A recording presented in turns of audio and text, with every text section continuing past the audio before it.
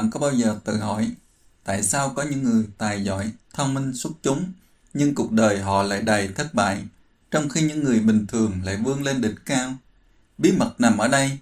Theo nghiên cứu, trí tuệ cảm xúc chiếm đến 58% thành công trong mọi việc.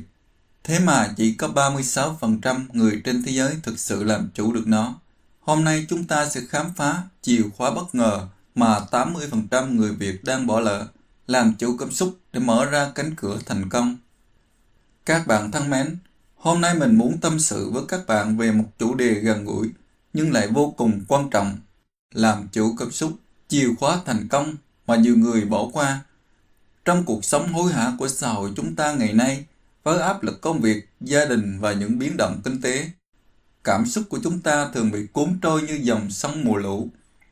Nhưng bạn biết không, theo nghiên cứu từ Harvard và các tổ chức thế giới, trí tuệ cảm xúc EQ không chỉ giúp chúng ta vượt qua khó khăn, mà còn là yếu tố quyết định đến 67% năng lực lãnh đạo và thành công lâu dài. Nó quan trọng hơn cả EQ, vì cảm xúc chi phối mọi quyết định của chúng ta. Hôm nay qua video này, mình sẽ chia sẻ cách làm chủ cảm xúc một cách thực tế, gần gũi với người Việt chúng ta, để bạn có thể áp dụng ngay vào cuộc sống. Hãy cùng mình khám phá nhé! Vì thành công không chỉ là may mắn mà còn là sự kiểm soát từ bên trong. Các bạn ơi, trước tiên hãy cùng mình hiểu rõ về cảm xúc. Cảm xúc giống như một dòng chảy trong lòng mỗi chúng ta, đôi khi êm đềm, đôi khi cuồn cuộn. Trong văn hóa Việt Nam chúng ta, từ xưa ông cha ta đã dạy, giận quá mất khôn. Câu tục ngữ này giản dị nhưng sâu sắc, nhắc nhở rằng khi để cảm xúc tiêu cực lấn át, chúng ta dễ đưa ra quyết định sai lầm. Theo khoa học, cảm xúc là phản ứng tự nhiên của não bộ trước kích thích từ môi trường, và trí tuệ cảm xúc bao gồm 4 yếu tố chính: nhận biết cảm xúc của bản thân, kiểm soát chúng, hiểu cảm xúc của người khác và sử dụng cảm xúc để xây dựng mối quan hệ. Theo nghiên cứu từ Đại học Yale cho thấy, những người có IQ cao thường thành công hơn vì họ biết biến cảm xúc thành động lực, chứ không để nó trở thành gánh nặng. Bây giờ, hãy nói về tác hại nếu chúng ta không làm chủ cảm xúc. Trong xã hội Việt Nam hiện đại, với nhịp sống nhanh chóng ở các thành phố lớn như Hà Nội hay thành phố Hồ Chí Minh, nhiều người đang chịu đựng stress từ công việc văn phòng, áp lực kinh doanh hay thậm chí là những mâu thuẫn gia đình. Mình nhớ có một câu chuyện thực tế từ một người bạn ở Sài Gòn.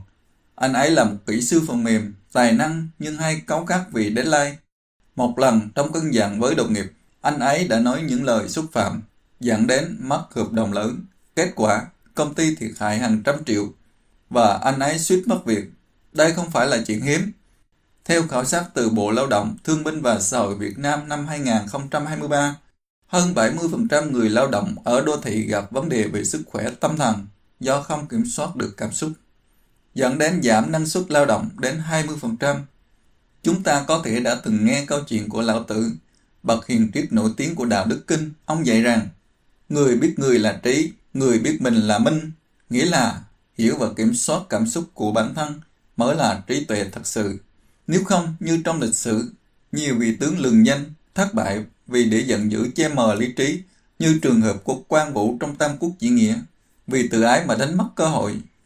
Nhưng các bạn ơi, đừng lo lắng, vì làm chủ cảm xúc không phải là điều xa vời. Nó là kỹ năng có thể rèn luyện được và lợi ích vô cùng lớn. Hãy tưởng tượng bạn đang ở vị trí lãnh đạo một doanh nghiệp nhỏ ở Việt Nam, như một quán cà phê ở Đà Nẵng.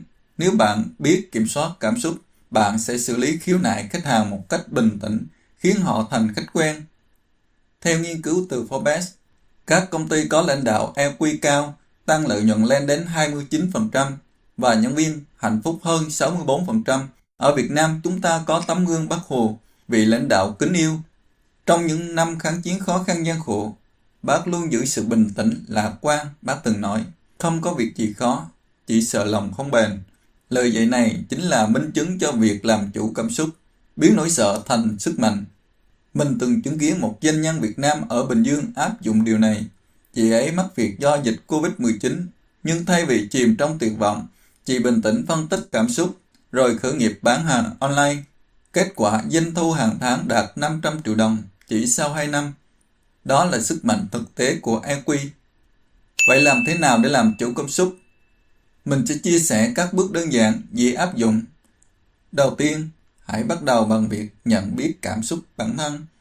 Mỗi sáng thức dậy, dành 5 phút ngồi thiền, hoặc hít thở sâu giống như các sư thầy ở chùa Việt Nam thường làm. Cây dao ta có câu, ăn quả nhớ kẻ trồng cây, nhắc nhở chúng ta lòng biết ơn để cân bằng cảm xúc tiêu cực. Hãy thử ghi nhật ký cảm xúc hàng ngày. Hôm nay mình giận dữ vì lý do gì? Tại sao? Điều này giúp bạn hiểu rõ hơn. Khổng Tử từng nói, kỹ sở bất dục, vật thi ư nhân. Đừng làm cho người khác điều mình không muốn. Áp dụng vào EQ, nghĩa là hiểu cảm xúc người khác để tránh xung đột. Ví dụ, trong gia đình ở Việt Nam, khi cãi vã với vợ hoặc chồng, thay vì hét lên, hãy dừng lại và lắng nghe. Em đang cảm thấy thế nào? Mình có biết một người anh ở Hà Nội từng hay cãi vã với vợ vì công việc. Sau khi áp dụng cách này, hôn nhân của họ hạnh phúc hơn và anh ấy thăng tiến hơn trong sự nghiệp. Tiếp theo, kiểm soát cảm xúc trong lúc nóng giận. Kỹ thuật đơn giản là dừng lại 10 giây. Khi cảm thấy bùng nổ, đếm từ 1 đến 10, hít thở sâu. Trong văn hóa Việt Nam, chúng ta có câu tục ngữ, uốn lưỡi 7 lần trước khi nói. Chính là cách kiểm soát lời nói để tránh hối hận. Một nghiên cứu từ Đại học Stanford cho thấy, những người thực hành mindfulness, thiền chánh niệm, giảm stress 30% và tăng khả năng tập trung. Ở Việt Nam, bạn có thể áp dụng qua yoga hoặc đi dạo công viên, như nhiều người trẻ ở Việt Nam đang làm. Hãy nhớ câu chuyện về Nguyễn Trãi, nhà thơ, nhà chính trị Việt Nam.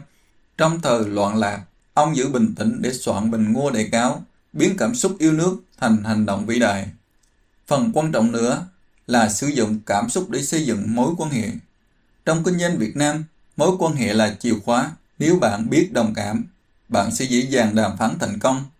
Ví dụ một chủ shop thời trang ở Bến Thành từng kể với mình, khi khách hàng khó tính, thay vì cãi, chị ấy mỉm cười và hỏi, chị đang tìm gì ạ? Em giúp chị nhé. Kết quả, doanh số tăng gấp đôi. Trong binh pháp Tôn Tử có câu, biết người biết ta, trăm trận trăm thắng. Áp dụng vào EQ, nghĩa là hiểu cảm xúc đối phương để chiến thắng trong đàm phán. Mình tin rằng nếu 80% người Việt Nam làm chủ điều này, xã hội chúng ta sẽ ít xung đột hơn, thành công hơn.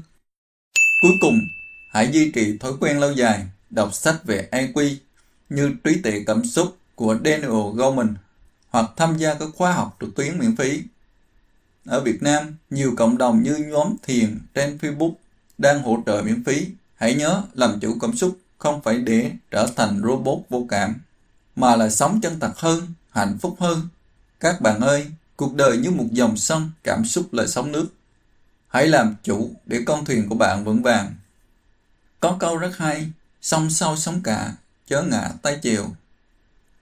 Các bạn thân mến, qua những gì chia sẻ hôm nay, chúng ta thấy rằng làm chủ cảm xúc là chìa khóa bất ngờ cho thành công. Từ công việc đến cuộc sống gia đình, nó không phải là điều viển vông, mà là kỹ năng thực tế, gần gũi với văn hóa Việt Nam qua ca dao, tục ngữ và tấm gương lịch sử. Hãy nhớ, 58% thành công đến từ EQ, và bạn hoàn toàn có thể rèn luyện để không nằm trong 80% người bỏ lỡ. Bây giờ, mình muốn hỏi bạn, bạn đã từng làm chủ cảm xúc trong tình huống khó khăn nào chưa? Hãy chia sẻ kinh nghiệm ở phần bình luận bên dưới nhé. Nếu thấy video hữu ích, hãy like, share và đăng ký kênh để theo dõi nhiều nội dung hay nhé. Cảm ơn các bạn đã đồng hành. Chúc các bạn một ngày tràn đầy năng lượng tích cực.